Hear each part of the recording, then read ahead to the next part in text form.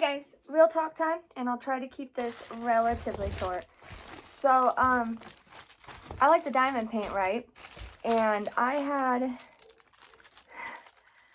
always been kind of a little different in my life, and I had some people point out within the last couple of years that maybe I'm a little autistic. And so I'm considering getting an autism test done because more and more people are pointing this out. But I don't know, as an adult, I don't know. It feels weird to get done as an adult, but I'm going to be reaching out to my doctor and talking about it because I want to know in case I have kids, right? But one of the things that is the reason I'm doing is I always think a little different than everyone else. In school, I always had these things where I'd read a question and I'd be like, oh, okay. And then I'd write down the answer and everyone would look at me dumb and they'd be like, that's not it. That's not even what the question meant. Like, I think in more abstract kind of terms, I guess, but I also think in straight lines, if that makes any sense. Like, if I have a list, I'm going to follow that list to a T. That's why my dad said that when I worked with him at Shopco, that he enjoyed having me there, because he would give me a list of things to do, and I would do them in that exact order until they were done, all right? But when I'm in my art and stuff, I'm very abstract. I'll do whatever I want. I'll throw paint here, paint here. My favorite kind of paintings are abstract paintings, like the kind where it's just tossed paint, okay? And I've always had that way. I had a thing in a English class where we were discussing something, and I was literally the only one in the class that got it right, which shocked me because usually I'd get it wrong because of my abstract thinking. But I got it right because I had taken the word to mean a different way than everyone else did. Everyone thought the word corrections was a positive thing, and it meant that you were making a positive change. But in my head, a correction was just an adjustment. And I ended up getting it right even though they didn't. And I diamond paint all the time, and I was talking to a friend who diamond paints, a couple friends at work. And so when I diamond paint, before now, there's a list on the side of the diamond paintings. Like, see, it's a color grid, right?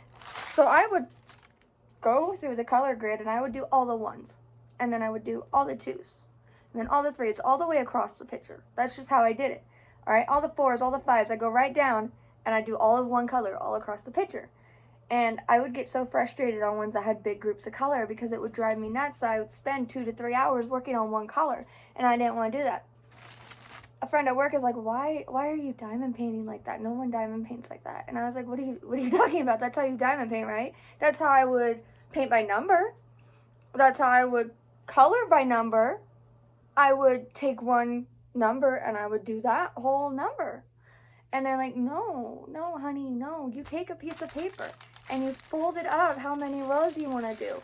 And then you do those rows and you just go in a row all the way through it. And so then you're just slowly working your way up the page and you're not doing one color the whole time and you don't get frustrated. And I was like, that's an option. Did not know that.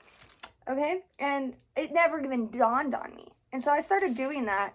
But I still kind of do my other thing. Like, I fold my paper up. Like, right now, I folded it up a few rows. And I will go through and I will do all the ones in this section. I will do all the twos in this section. Other people don't.